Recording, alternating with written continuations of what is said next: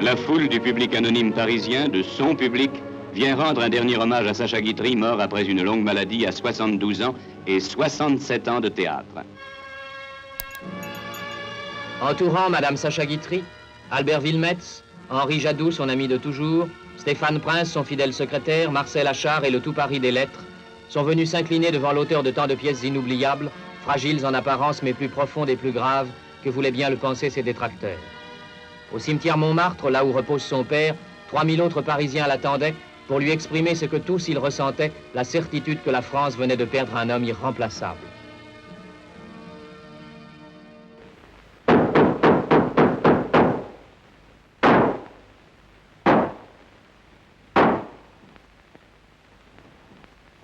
Eh bien, pendant une heure, voulez-vous que j'essaie un peu de vous distraire?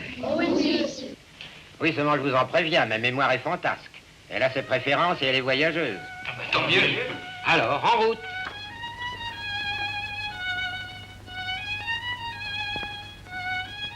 Sacha Guitry est un auteur dramatique. Ceux-ci, qu'ils le veuillent ou non, ont tendance à évoquer leur vie privée dans leur théâtre. Juste retour des choses puisque leurs pièces sont toute leur vie. C'est ainsi que Lucien Guitry, l'un des comédiens les plus illustres de son époque, a inspiré à son fils Sacha le personnage de Debureau qu'il vient d'interpréter sous nos yeux.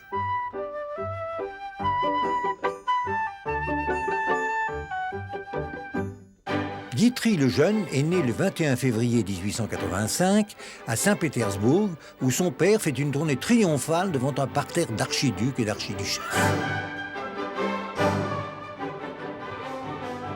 On baptise l'enfant Alexandre, en l'honneur du tsar de toutes les Russies, mais très vite, d'Alexandre, par tendresse, on fait Sacha. La tournée terminée, les Guitry rentrent à Paris où chaque soir, Lucien Guitry monte sur scène car, comme il le dit à son fils, pour lui travailler c'est jouer. Et lorsque Sacha a 5 ans, son père l'enlève à sa mère et l'emporte à Saint-Pétersbourg où le théâtre à nouveau le rappelle. J'ai joué pour la première fois la comédie à Saint-Pétersbourg auprès de mon père en 1890. J'avais 5 ans. De ses costumes de scène, Lucien fait immanquablement exécuter une réplique pour Sacha.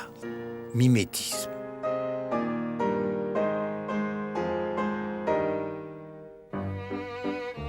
Paris offre un cours entr'acte avant l'école. Sacha, adorablement gâté, est confié à son grand-père, M. de Pongeste. Un ancien officier de marine strict, ayant des principes, chose que Sacha a toujours ignorée. L'homme qui vient de parler s'appelle Henri Jadoux, celui qu'on présente lors des obsèques de Sacha Guitry comme l'ami fidèle.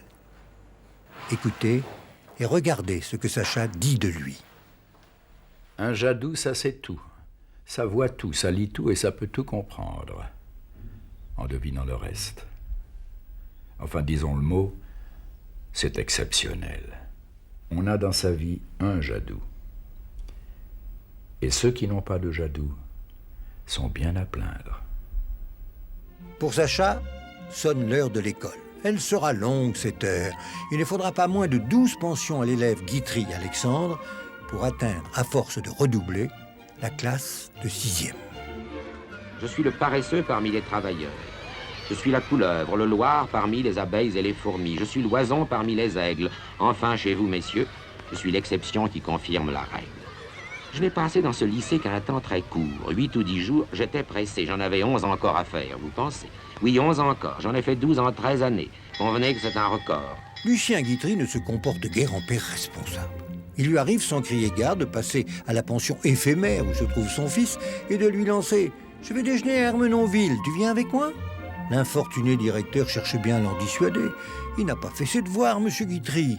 Et Lucien superbe de répondre oh, « Foutez-vous donc de ça, monsieur Mario. » Au fond, ce sont deux gamins inséparables.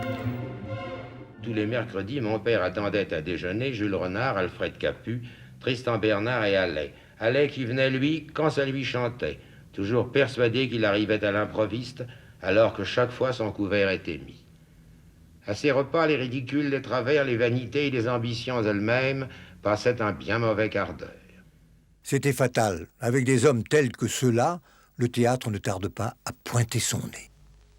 Mon nom était fait, je me suis fait un prénom. C'est sous le pseudonyme de Lorcet que Sacha est engagé par son père au théâtre de la Renaissance pour y tenir le rôle du beau Paris. Très vite, les choses se gâtent. Un soir, Sacha, qui s'est attardé chez le photographe Nadar pour entendre Courteline lire sa dernière pièce, s'avise soudain, bien tard, que l'heure du lever de rideau approche.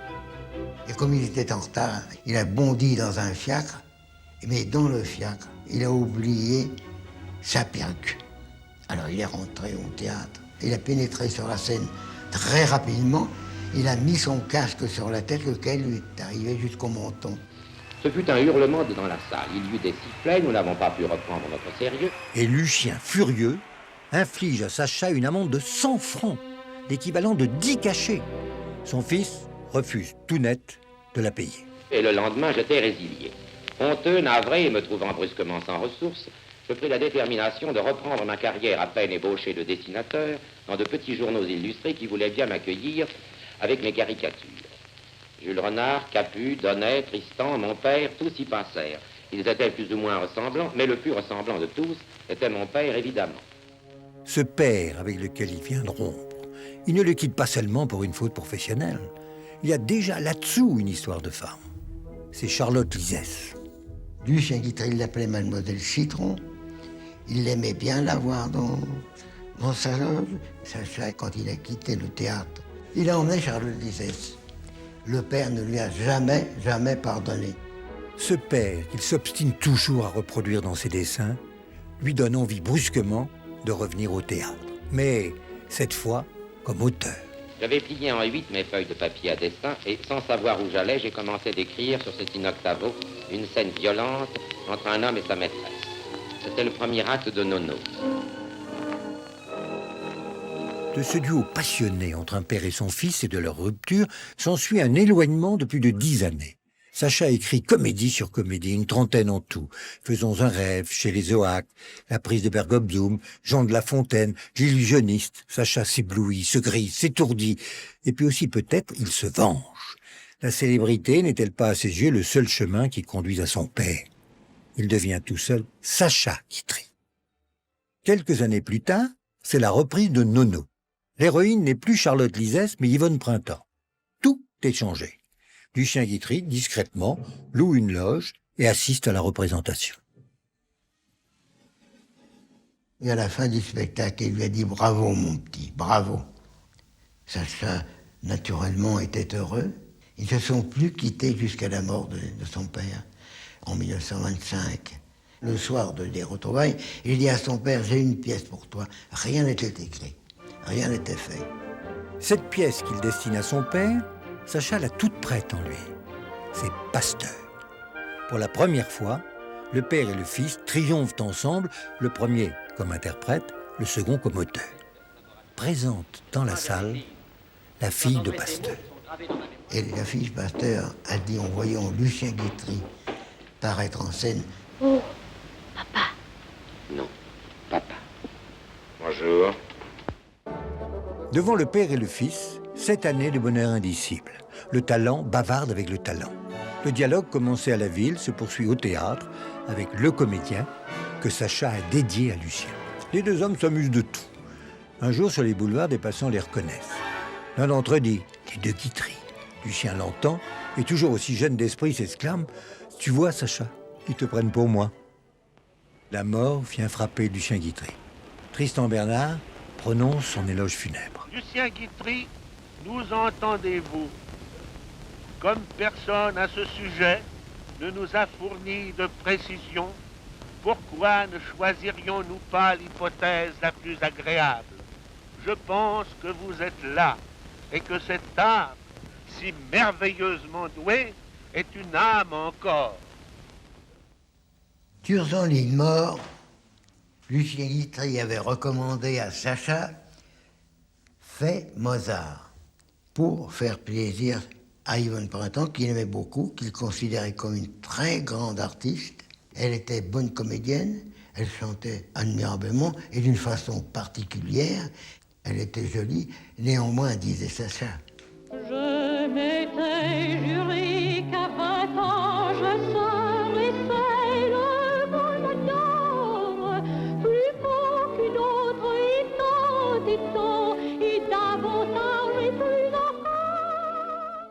Lorsque tu dors dans ton grand lit, sans nul apprêt ni maquillage, ton visage est joli comme un petit village.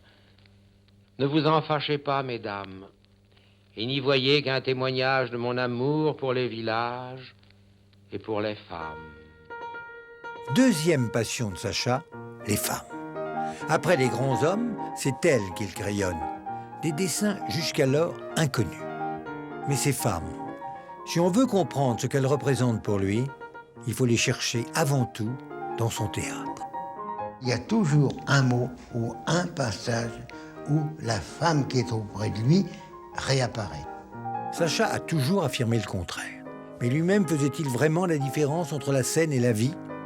Le 14 août 1907, il épouse Charlotte Lisès à Honfleur. Et que fait-il sitôt qu'elle est sa femme? Il lui confie le rôle féminin de Nono. Désormais, toutes ses pièces ont pour thème le couple, ses extases, ses tromperies et ses déchirures.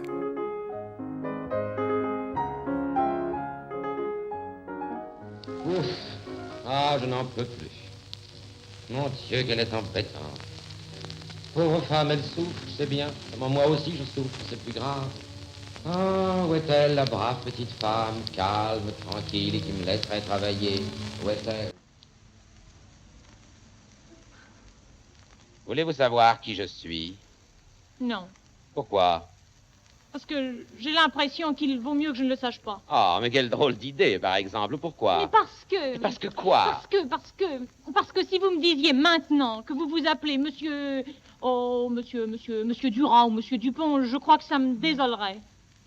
Je pense que j'ai deviné. Je n'en suis pas très sûre, mais... Ah, la femme, merveille des merveilles. Exquise raison d'être. Car il est à noter qu'on met la femme au singulier quand on a du bien à en dire et qu'on en parle au pluriel, sitôt qu'elle vous a fait quelque méchanceté. Et c'est bien naturel d'ailleurs, car lorsque celle que l'on aime vous donne entière satisfaction, toutes les autres, on les néglige, on les oublie. Tandis que lorsque votre femme vient se conduire avec vous comme la dernière des dernières, toutes celles qu'on a connues naguère vous reviennent en mémoire. Quand Sacha apprend l'aventure d'Yvonne avec Pierre Freinet, il écrit Franz Hals, où il donne à Freinet le rôle du mari trompé. Lui est l'amant. Avertissement? Peut-être. Subterfuge? Bien sûr. Tristesse? Sûrement. Sacha fait mieux encore avec sa nouvelle pièce Françoise. Cette fois, il se distribue dans le mari qui va mourir et fait de Freinet l'amant jaloux du moribond. Chassé-croisé. Ah, les femmes. Que n'a-t-il pas dit sur elles? Par exemple, dans L'amour et les femmes. Il faut courtiser la femme qu'on aime comme si on ne l'avait jamais eue, et la convoiter comme si elle était la femme d'un autre. Il faut se la prendre à soi-même. Ma chère Marie, je viens de prendre une décision irrévocable. C'est-à-dire? Je désire n'avoir plus avec toi aucun rapport, même léger. Et pourquoi? Parce que tu es parvenu, par ta jalousie et ton manque de tact, à lasser même mon indifférence. De sorte que maintenant... Tu aimes cette femme? Il ne s'agit pas de cette femme. Mais de quoi s'agit-il? De toi, va-t'en. Oh. Oui, va-t'en. Pas possible, vous réfléchir. Je t'ai dit que ma décision était irrévocable. Tu ne m'aimes plus. Ce n'est pas en cause. Mais alors qu'est-ce qu'il y a? Tu m'énerves.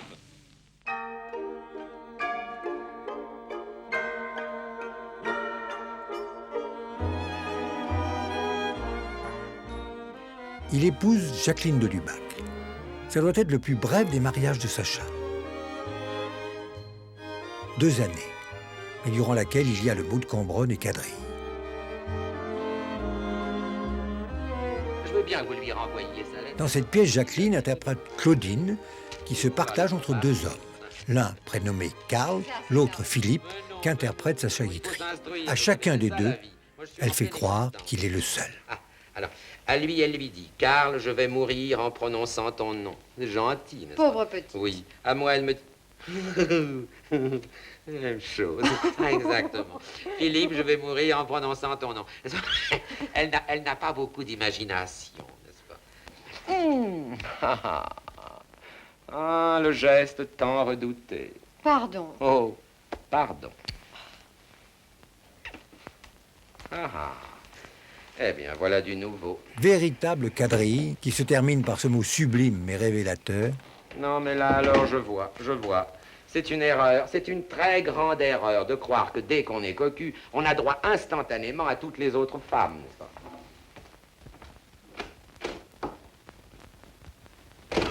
à Fontenelle-Fleury, près de Saint-Cyr-l'École, est célébré le mariage de M. Sacha Guitry avec Mademoiselle Geneviève de Séréville.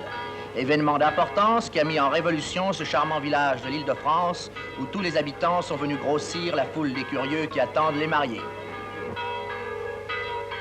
Après la bénédiction nuptiale, la foule s'est faite encore plus dense.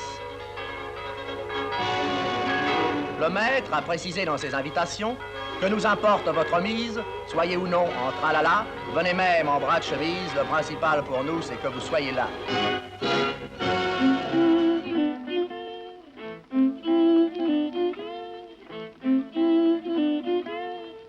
Geneviève Guitry avait des amours, des tocades, et elle venait lui parler des hommes qu'elle avait rencontrés. Elle lui demandait « Qu'est-ce que tu en penses, Sacha ?» Sacha répond en écrivant « N'écoutez pas, mesdames. » Ne vous mariez pas. N'écoutez pas, mesdames, car c'est aux hommes que je m'adresse, bien entendu, enfin à la plupart des hommes, à ceux de mon espèce, tenez, c'est-à-dire à tous ceux qui adorent les femmes. Oui, regardons les choses en face, voulez-vous, et reconnaissons la fragilité des motifs qui nous ont poussés à choisir celle-ci plutôt que celle-là. Oh, et d'ailleurs, choisir. Enfants que nous sommes, ne nous avait-elle pas choisi une minute avant que nous ne la choisissions? Eh bien, c'est du joli.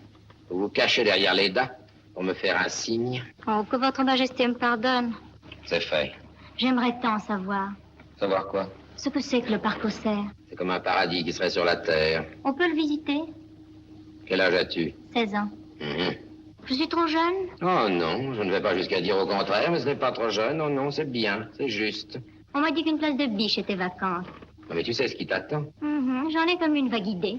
Il paraît que le cerf est terrible et vorace. Et quand il est en appétit, toujours d'après ce qu'on m'a dit, on prétend qu'il se fait servir une biche, qu'on la lui sert sur canapé et qu'il la mange de baisers. Et ça ne te fait pas peur? Oh non, et j'aimerais mourir comme les autres biches. Mourir? Il paraît qu'il vous tue. C'est une biche qui me l'a dit. Elle l'avait vu la veille et elle m'a dit « Oh, hier, il m'a tué. » Alors comme on en revient, j'aimerais bien y aller. Dites, vous croyez qu'il voudra de moi comme biche, le cerf? Je le crois. Ah, et vous croyez qu'il me tuera? Oui. Et si tu te laisses bien tuer, eh bien après tu auras de quoi vivre.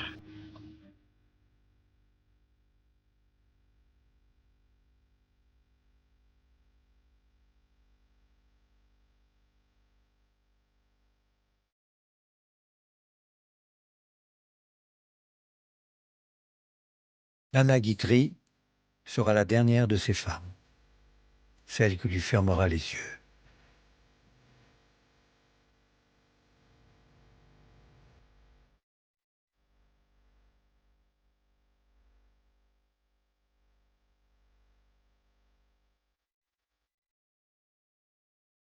Quand il a connu Lala, moi il m'a dit « Elle est belle, mais quel caractère !» Il ne l'a pas dit en se plaignant, il l'a dit comme un gourmand qui venait de rencontrer un plat délectable.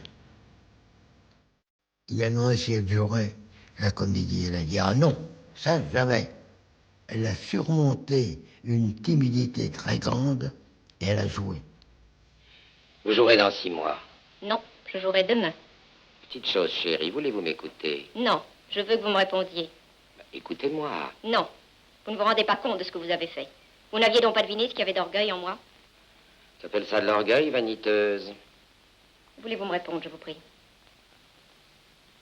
Vous me faites souffrir en ce moment, mon chéri. Est-ce que je jouerai demain? Non. Non? Non. Adieu. Le dernier mot est dit. Il contient à lui seul les grandeurs et les servitudes du métier qui est, aux yeux de Sacha, le plus beau du monde, celui de comédien.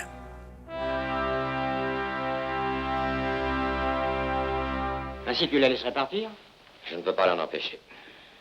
Mais dis donc, je croyais que tu l'adorais depuis 2 jours. Et si tu savais combien je peux l'aimer depuis 10 minutes? Étrange façon d'aimer. C'est la nôtre. Elle n'est pas très belle. Je te dispense de la juger. Tu es le public, nous ne pouvons nous comprendre que quand tu es dans la salle et que nous sommes nous autres sur la scène. Tu n'as pas besoin de savoir que je sacrifie mon bonheur à ton plaisir. C'était charmant. La pièce a été créée le 21 janvier 1921 par Lucien Guitry et Falconetti. On vient de la voir, reprise par Sacha et Lana Guitry, devenue au théâtre Lana Marconi. Monsieur est seul? Oui, je suis seul, Élise. Je suis seul, mais demain soir, j'ai un rendez-vous d'amour avec 1000 personnes. 1000 personnes chaque soir, c'est le public, ce sont les fidèles. Au-delà, invisible, c'est le nombre, c'est l'opinion publique. C'est à l'égard de Sacha la jalousie. Elle rôde autour de l'auteur adulé, Sacha l'entend. Au début, il se contente de hausser les épaules, puis il regimbe. Mais si ceux qui disent du mal de moi savaient exactement ce que je pense d'eux, ils en diraient bien davantage. Et oui, vous pensez bien que Sacha Guitry était trop heureux dans sa carrière, trop triomphant dans sa vie, trop étincelant dans ses mots, pour ne pas avoir collectionné bon nombre d'ennemis irréductibles au milieu de tant d'admirateurs inconditionnels. Cela a commencé d'ailleurs dès la guerre de 1914. Il avait déjà été réformé quand il avait fait son service militaire. Et pour la même raison, on a dû le réformer en 1914. Il avait une crise de rhumatisme, des genoux énormes et des chevilles énormes aussi, il ne pouvait pas se mettre debout. Ma démarche, involontairement, semble marquer le premier temps d'une pavane. Elle est donc de nature à passer pour royale, encore qu'elle ne soit cependant qu'arthritique. Et la calomnie, à la différence de ses femmes successives, ne le quittera jamais. Ses premiers détracteurs disent de lui, il est vaniteux. Rien n'était plus faux. Il était dans le privé d'une simplicité mais exemplaire. Modeste, non, pas modeste. Il était fier de son travail, fier de ses œuvres et avec la volonté d'en faire encore, d'en faire toujours. On m'a assez souvent fait la grâce de me demander si j'avais un secret relativement à la somme de travail que je suis capable de fournir. Oui, j'ai un secret, je n'ai pas de nerfs. Je veux dire par là que je ne suis jamais nerveux. Et je pense que c'est un sérieux avantage. Ainsi, jamais de ma vie, je ne me suis mis en colère. Jamais je n'ai tapé sur une table, et s'il m'est arrivé d'élever la voix, ça ne m'est arrivé que 3 fois, je pense, dans ma carrière et dans ma vie privée. Ça peut finir par un ulcère à l'estomac, remarquez bien, mais je préfère encore ça. Car je hais la colère pour beaucoup de raisons. Je vous en dirai une seule chose, propre à vous faire sourire. Je suis trop orgueilleux pour être hors de moi. Cet homme se couchait vers 2 heures du matin. À 8 heures, il était à son bureau. Il travaillait tout le temps. Je travaille. Il est 9 heures et c'est servi depuis déjà 20 minutes. Et je travaille toujours. Pour Sacha, travailler c'est un trajet. C'est aller de sa maison à son théâtre, c'est être là et seulement là en ces 2 lieux chez lui. Ça n'a rien à voir avec l'orgueil ou le mépris. Bien que ce soit difficile à formuler et malaisé à supporter, rester chez soi, c'est pour lui préférer passer son temps avec des morts illustres plutôt qu'avec des vivants auxquels il n'aurait rien de particulier à dire.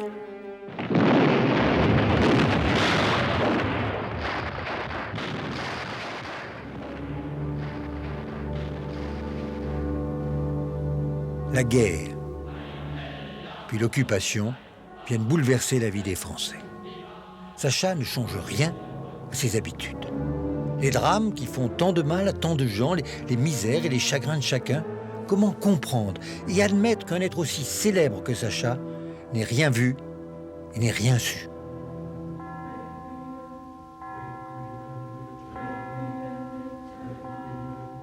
Comment a-t-il pu simplement continuer à être qui il était? Écoutez Henri Jattou. Cet homme a ignoré la guerre, a ignoré la guerre, a tout ignoré. Tout ce qui s'est passé en France, tout ce qui s'est passé autour de lui à Paris, il ne l'a jamais vu. Il ne pouvait pas le voir. La seule chose qui l'intéressait, c'était travailler. Et Sacha entreprend ce fameux livre de Jeanne d'Arc à Philippe Pétain, dans lequel plusieurs auteurs prestigieux disent avec lui leur amour pour la France.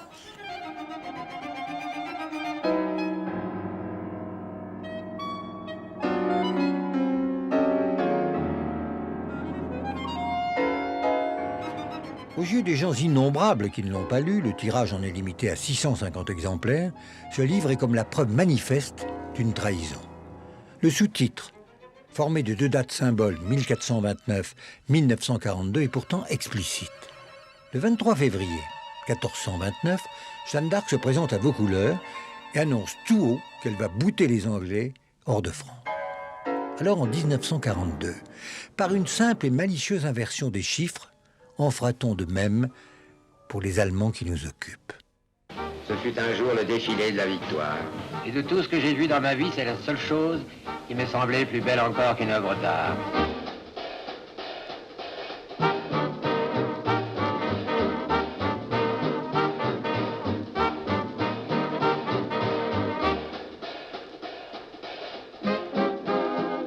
Dès Paris libéré, le 23 août 1944, Sacha Guitry est arrêté avec éclat et conduit au dépôt. Il est accusé de commerce avec l'ennemi.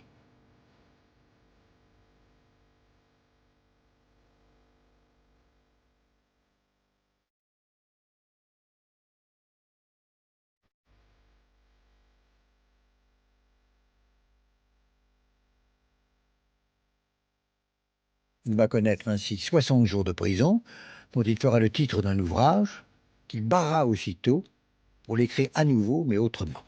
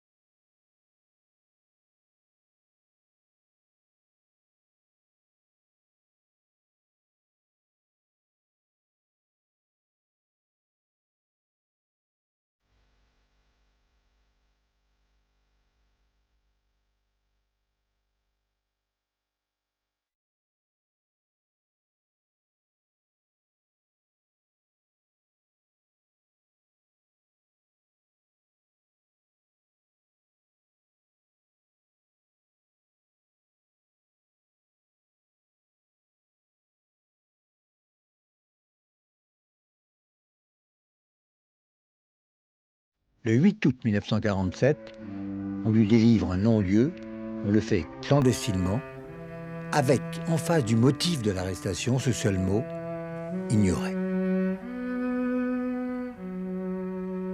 Jamais plus, Sacha Guitry ne sera le même. Il note quelque part ce mot d'Ambrose Bierce, d'eau, partie du corps de vos amis que vous avez le privilège de contempler dans l'adversité. Sacha Guitry s'éloigne désormais de son époque pour consacrer le plus clair de son temps aux grands hommes français, ceux des siècles écoulés. Il va vers eux, d'abord parce qu'il les a toujours admirés, ensuite parce qu'ils sont morts, précisément, et qu'ils ne peuvent donc plus le décevoir comme l'ont fait les vivants. Songez que nous, auteurs dramatiques, nous nous permettons de donner la parole à de grands personnages, alors que déjà nous avons l'audace de les représenter physiquement. Eh bien, pour ces deux raisons, nous devons avoir constamment sous les yeux, d'une part, les écrits, la correspondance de nos héros, et d'autre part, leur iconographie complète. C'est la série des grands films en couleur qui retrace les moments prestigieux de notre histoire et nous font côtoyer les personnages d'exception. Sacha Guitry s'applique à les ressusciter. Comment faire parler les personnages illustres que nous portons à l'écran et à la scène? Pour l'apparence physique, nous avons leur portrait, leur buste, leur statut, mais pour leur voix, nous n'avons rien, bien entendu. Imaginons ceci.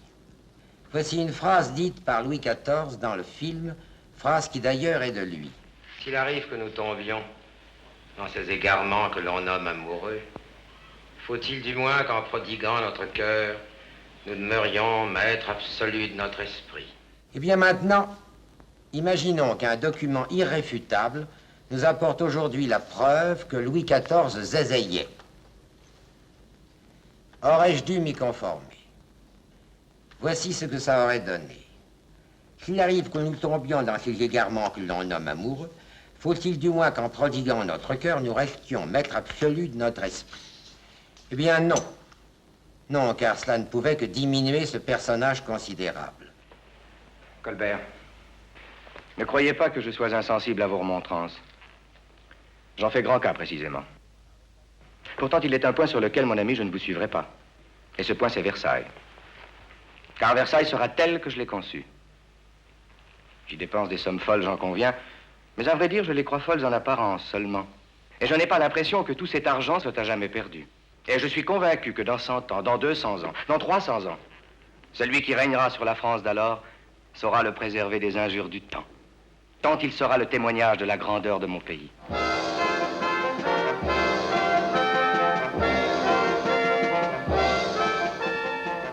Et dès lors furent données à Versailles une incroyable quantité de fêtes dont la somptuosité n'a jamais été égalée. Un soir, c'était Tartuffe dont on donnait la première représentation dans la cour de marbre. Un autre soir, c'était une fête restée fameuse qu'on appela la Petite Venise.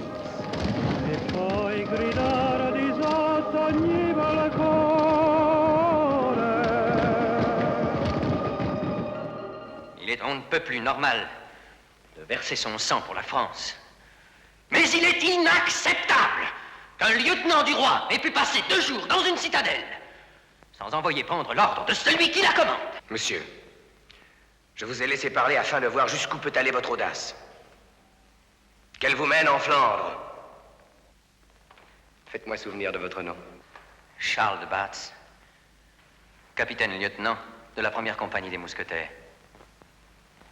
Peut-être plus connu sous le nom de d'Artagnan.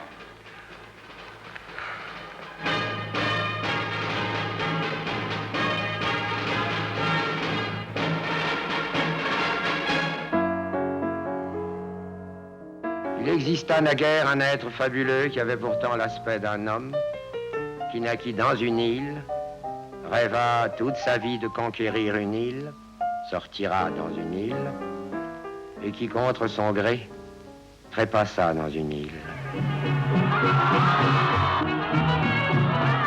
Il voit le roi Louis XVI coiffé du bonnet phrygien et on est bouleversé.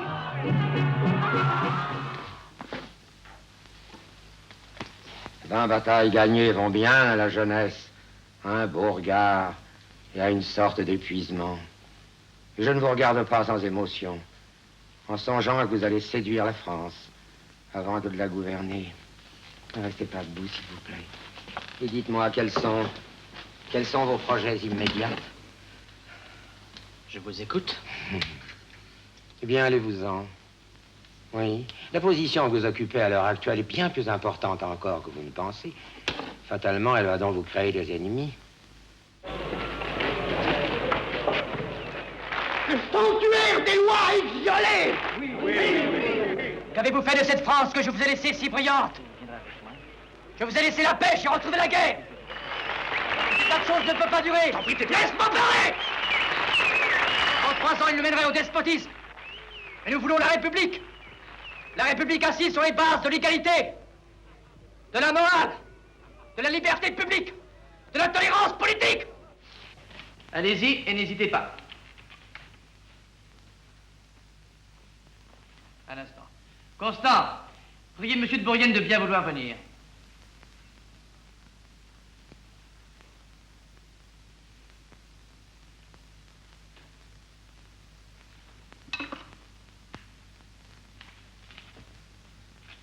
Encore 3 coups de ciseaux. Encore un coup de peigne. Et c'était un autre homme.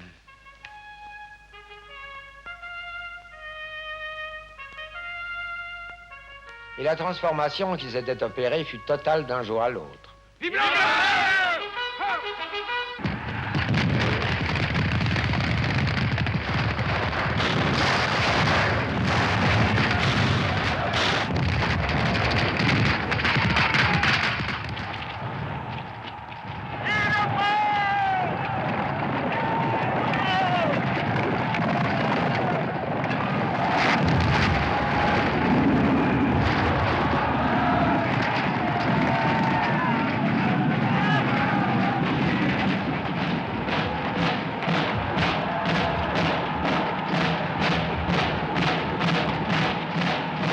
Et le soir à 6 heures, la victoire d'Austerlitz était considérée comme un fait accompli.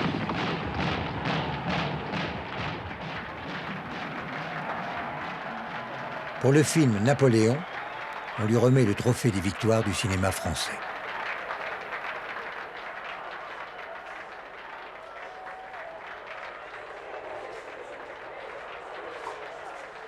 Pour tourner l'une des séquences de son nouveau film, Si Paris nous était compté, Sacha Guitry a fait de la place du Tertre un immense studio. Et l'on a revu à cette occasion une silhouette qu'on n'avait pas rencontrée à Montmartre depuis bien longtemps, celle de Maurice Utrillo, dont le pinceau magique a si souvent fixé les lignes et les lumières de la butte. Paul Fort, le prince des poètes, a lui aussi incarné son propre personnage. Pour quelques jours, le 7e art a fait revivre à Montmartre les plus glorieuses de ses heures.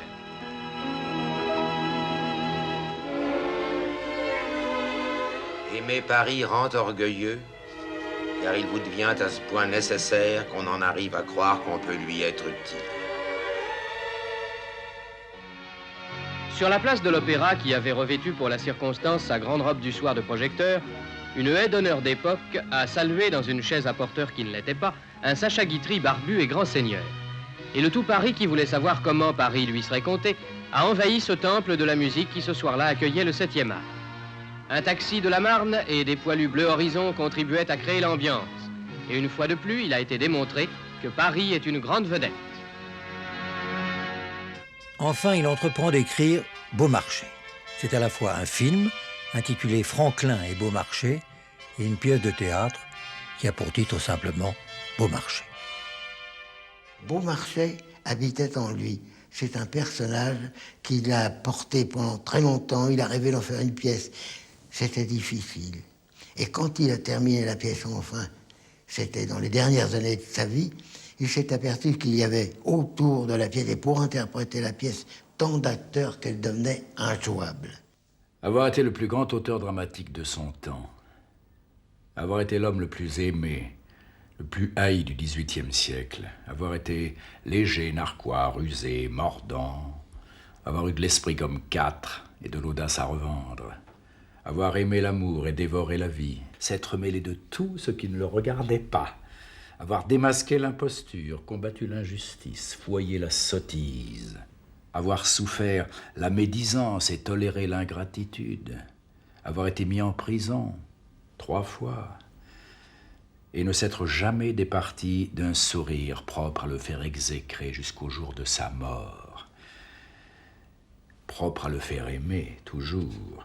N'était-ce pas assez pour devenir le personnage central d'une comédie qui ressemblerait à un roman si notre héros n'était pas l'intelligence même? Cette comédie, je l'ai faite.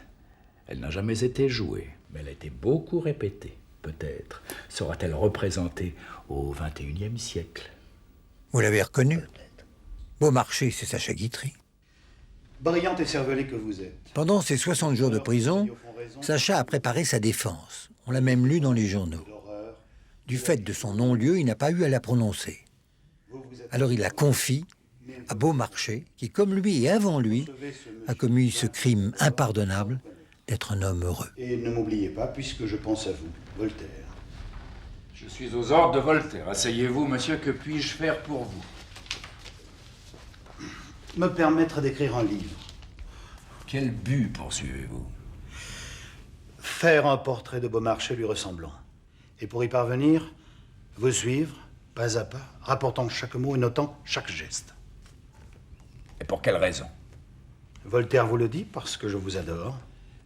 Oui, mais si vous m'adorez, ne m'ayant jamais vu, vous allez me haïr quand vous me connaîtrez. Vous haïr?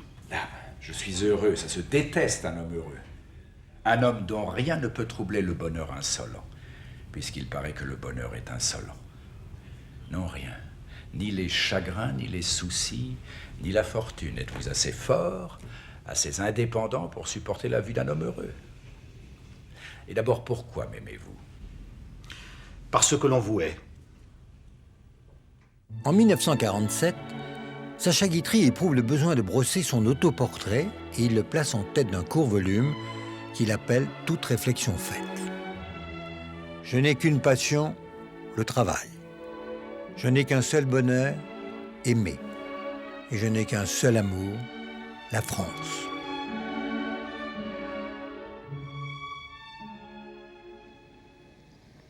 Je ne peux pas vous nommer tous.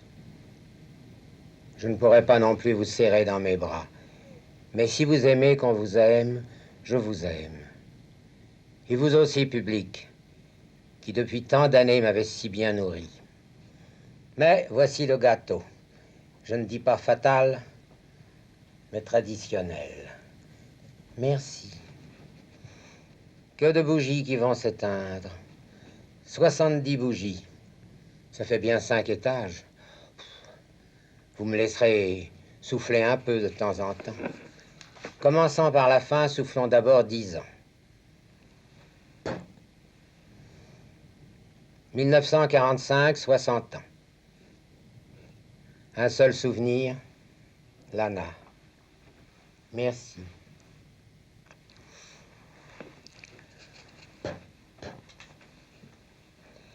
« 1935, 50 ans, je fais jouer ma 100e pièce. 1925, 40 ans, je vois mon père s'éloigner.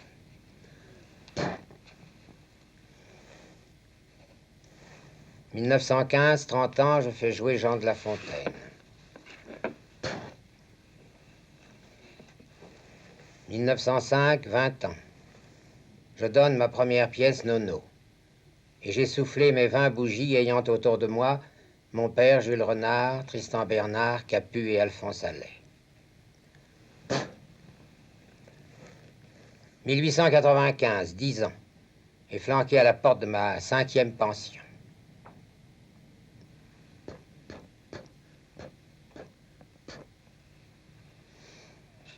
21 février 1885. Il ne s'agissait pas de manquer mon entrée.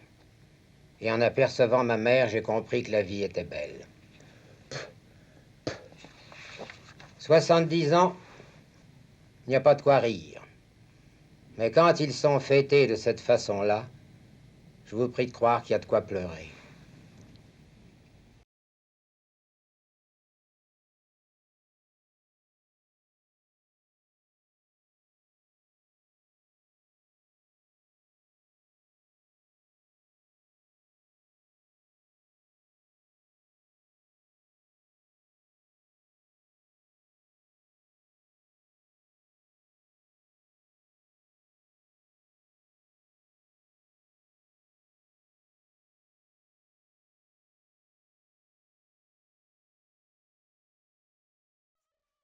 Venez donc souper avec moi.